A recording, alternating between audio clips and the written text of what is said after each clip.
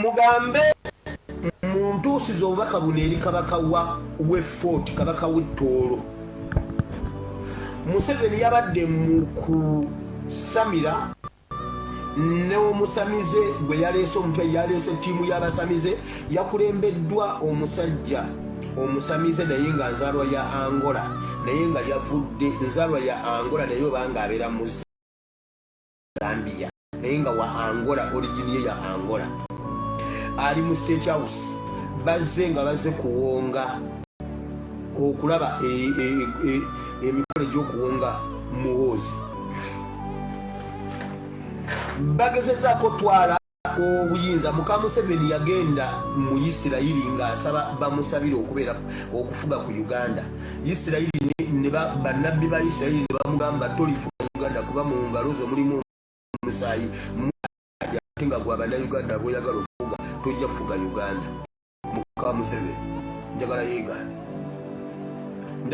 oba amanyi we nabijja oba amanyi we nabijja njagala yeegaana gwe yabinywa gweyogera naye nyinza n'omwogera erinnya wulira ese omusawo ambye Museveni yasimba obukulembeze bwe ku bachwezi obwakabaka bw'abachwezi then n'okukwata ababaka bonna ekiseera nekituuka buli mwoyo gw'eggwanga Uganda ogwa tribe ne guddayo mu Tango ogwa Buganda ne gudda mu Buganda ogwa Tolo ne guddayo ogwa Bujoro ne guddayo buli kimu ne kimulekawo kati ali yekka. Naye tundu ya chwezi ly'abachwezi liri ku kabaka asinga obuto mu Uganda kabaka wa muwulira ebintu bino ne bagamba Museveni bw'aba ayagala okukomyawo abachwezi mu nnyumba ye alina okumakinga sure nti aleeta ebintu bino ku kabaka wa Tooro bw'amala okutta kabaka wa Tooro aleete omutima gwa kabaka wa Tooro ne kidini eya ddyo ey'ekisajja mu Luganda. Ndowooza mukitegedde bulungi byenjogedde mubitegedde. Kidini mu Luganda eya ddyo ey'ekisajja n'omutima ebyo bw'abireeta n'abiwooyo omusajja bagenda biwangisa mutabani Museveni batandike empire.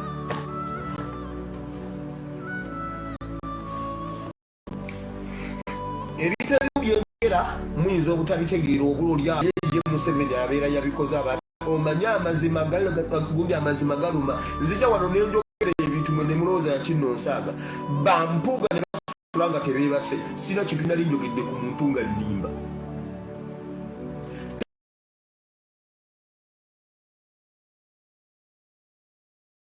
Yes, alright. Nkulisiza ennyo ku bubaka obwo. Oli ku Yugi Update Civic Sinziro bango tuuliriza watana twengako nkutegeeza nti kirira wansi waliwo ekigambo subscribe kikoneko oberenga otweyungako. Oli ku Yugi Update CV. Kakati nno emboozi tebankadde. Eyo emboozi yaliwo mwaka gwa 2024 twagadde kubaleetera byafaayo na bajjukiza biki ebyagenda maaso biki ebyayogera biki ebyalagulwa. Ebyo bigambo by'owulidde si bigambo bya mukutu guno wabula bigambo by'abantu abagenda maaso n'okuteeka ensonga ku social media. Ffe ze tujjayo ne twekenneenya ne tutandika okukola analysis yaffe naawe ne tukumanyisa osobole okubeera ng'obaako ky'opiikinga oba oli awo. Kakati kitalo nnyo ddala tukimanyi nti nno kabaka w'Ettoolo yasize ogw'enkomerero. King oyo Nyimba Kabamba Yiguru Rukidi owokutaano kabaka w'Ettoolo mu Butolo Kingdom gye buvuddeko ng'ennaku z'omwezi 27 August mwaka 2026 ng'awezezza emyaka ng'afiiridde emyaka egy'obuto 34. afiiridde ku myaka 34 era olunaku lwe olw'eggulo lwe lunaku lwe yassizza omukka gwe ogw'enkomerero. Yazaalibwa era n'atandika okufuga. Yazaalibwa mu Apuli 16 mu 1992. Yasikira entebe y'obwakabaka oba Namulondo mu mwaka ogwa 1995 nga yakaweza emyaka just 3. Yalina emyaka 3 egy'obukulu. Era nga yasikira Namulondo eno ng'agoberera ku kitaawe King Patrick David Matthew Kaboya Olimi owokusatu.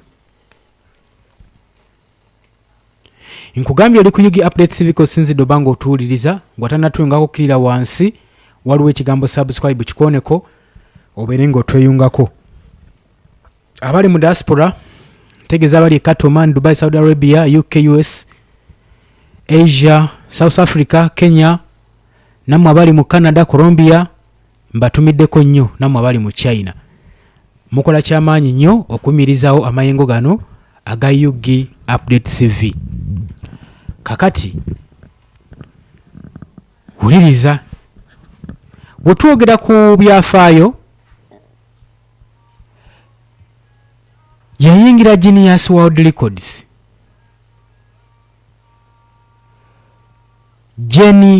Genesis World Record nga kabaka asinga okuba obuto mu byensikirano era atutte Namulondo nga muto nnyo ddala. Rigase ye we tuba tujoogerako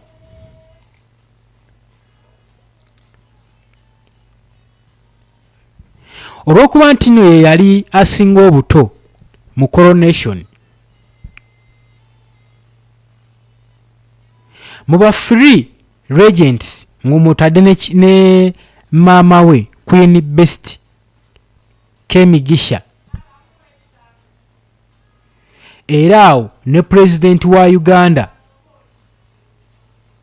baamuyambako nnyo ng'akyali ku myaka gye egy'obuto okubeera nga atambuza Namulondo ye, kubanga wandyebuuziza ku myaka 3 egy'obuto yali asobola kufuga ki.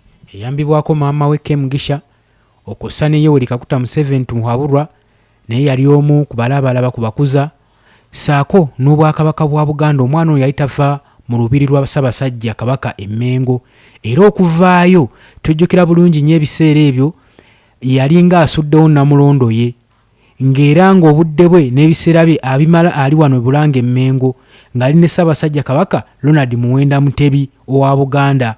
Era ab'ettolo ne balowooza nti nno kabaka waabwe yasuddewo Namulondo ayinza okuba tagenda kudda ku Namulondo era ne bamukoowolayo ne force ey'ekiro nga mugamba Namulondo ye eri eryekulinze tetulaba ki kyokola mu Buganda ddayo ettoolo osobole okuba ng'olamula ku Namulondo yo.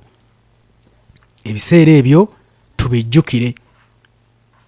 We twogera ku buyigirize bwe yasomerako era yamala university. Yasomera ku Winchester University era n'asaavinga nga Global Advocate for Culture Preservation, Peace, saako ne Public Health Initiatives.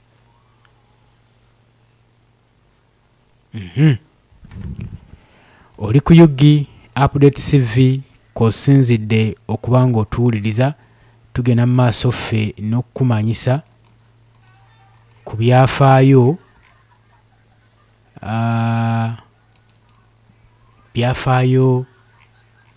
bya kabaka w'ettoolo.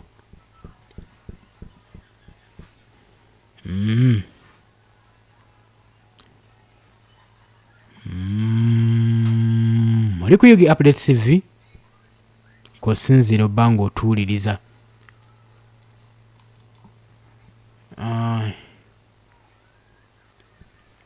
Tukimanyi bulungi nnyo abadde mu critical condition, embeera ebadde mbi.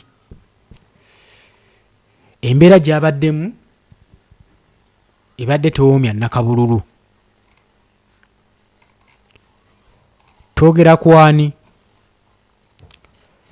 Twogera ku abadde kabaka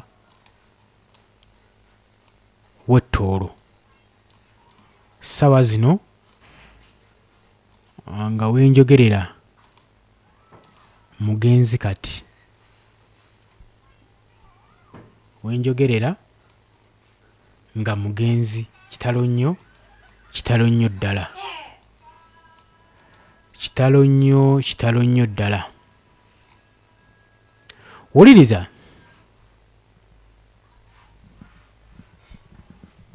Kigambibwa nti abadde mu critical condition era nga Prime Minister w'Obwakabaka bw'Ettoolo Calvin Armstrong Romire Akiiki azza kinoganya mu bannamawulire era soose ebadde close eri Obwakabaka buno oba ng'egamba nti oyo yali amaze okuba nga adimitingibwa mu US hospital mu weeks 2 eziyise emabega olwa kansa ng'agenda mu maaso n'okuwera ennemba n'ekirwadde ekya kansa kye tutamanyi gye kyava. Kakati mu information gye twafunye olunaku olw'eggulu okuva ewa Akiiki ng'agamba kyannaku okubategeeza nti Majestic King oyo abadde akyali mu critical condition era akyatawaanyizibwa era mu kaseera kino yeetaaga kusabirwa. Era n'agamba mu bwetoowaze tusaba abantu b'Ettoolo mwenna n'emikwano abali mu Uganda n'okwetooloola ensi yonna okwongera okugenda maaso n'okusabira ow'ekitiibwa okusobola okulaba nga assuuka embeera gy'alimu. Era n'agattako ng'agamba tugenda maaso n'okubeera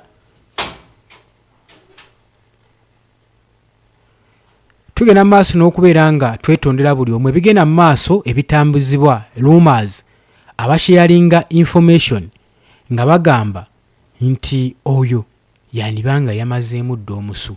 Bino byaliwo ebbanga eriyise emabega byenkusomera ng'omukwano gwange ali eyampuliriza. Kitegeeza nti oyo abadde ali mu critical condition. Ng'oli ku Yugi Update TV nga kw'osinzidde oba ng'otuwuliriza gw'atanatweyungako oba eyakatweyungako nkutegeeza nti kirira wansi waliwo ekigambo subscribe kikoneko obeere ng'otweyungako. Abali emitala w'amayanja nammwe mbatumiddeko nnyo mbategeeza nti mukolera ddala ekintu eky'amaanyi ennyo okwekuumira ku mayengo gano aga Yugi Update TV. Embeera gye tulimu nabagambye embeera ya bunkenke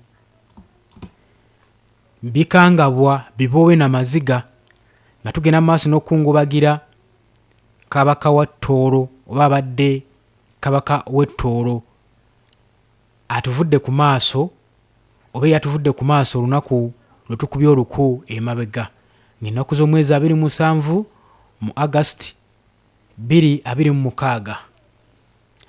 Naye nga ngenda mu maaso n'okuwa ku byafaayo bye nkugambye ono abadde atawaanyizibwa n'ekirwadde nga bye baatugamba nti adde atawaanyizibwa kansa era yajjusibwa mu bbanga eriyise emabega mu ggwanga erya Amerika asobole okubeera nga ajjanjabibwa.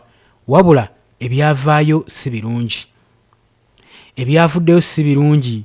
Babadde bagenda bamubika ennaku eziyise emabega naye Prime Minister w'Obwakabaka bwa Ttoolo n'avaayo n'aluŋŋamya eggwanga ng'abagamba nti bannange muve ku byogerwa ku ŋŋambo. Kabaka w'Ettoolo yes ali mu critical condition naye twongere omuteramu essaala ajja kubeera ng'akuba ku matu.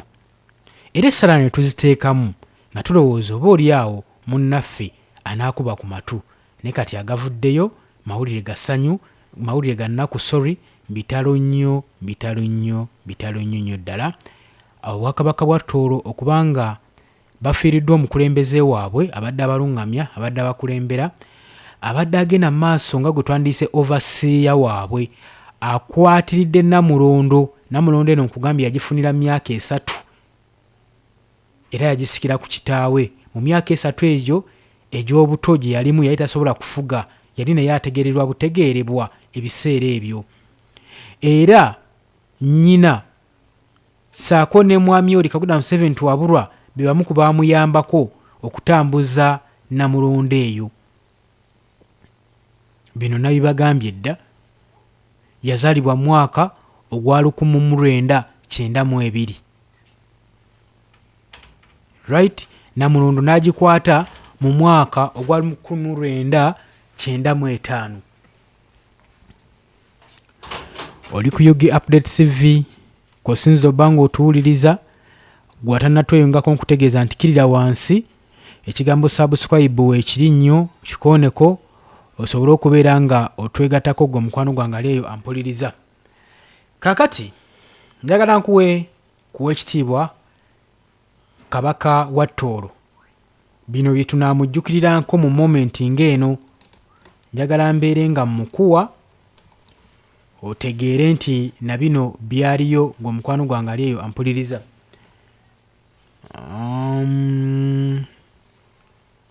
Wuliriza.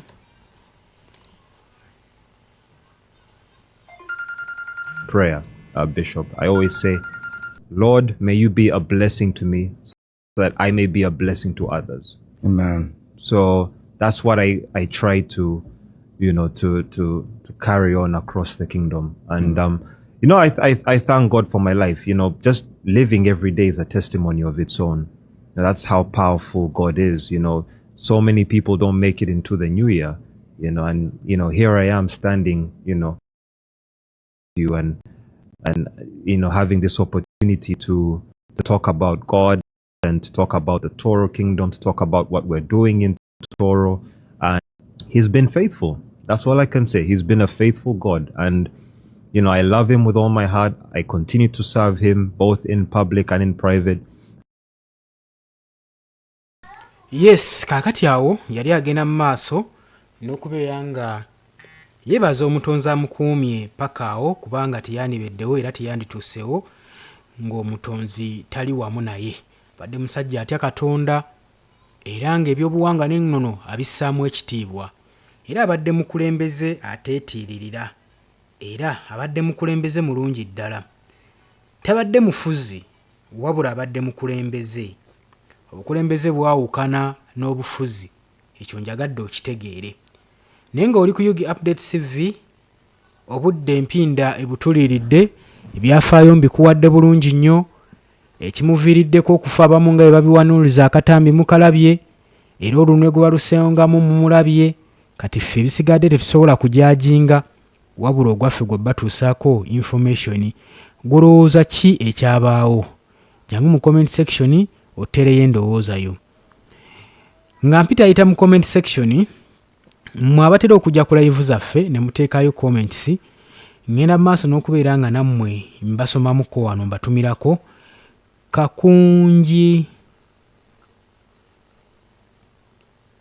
oba linnya kirino Kakunji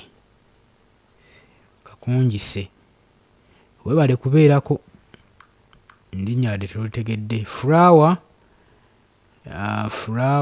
naawe obeerako. Flower webale kubeerako. Nabagambye muli ku Yugi Update TV ku musinziro banga mutuwuliriza. Katulabe wano omulala Peace Can naawe webale kubeera ku Yugi Update TV bannange. Mwebale kusalawo ku mikutu gyonna egiri ku social media ne musalawo goberera guno gwa Yugi Update TV. Senga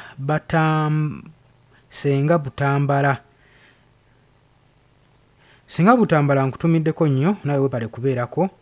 Luze Juma webale kubeerako ndowooza ogwo omukutu mulamba. Robina Namiiro naawe webale kubeera ku Yugi Update TV. Kyabayita ayitamu wano katono.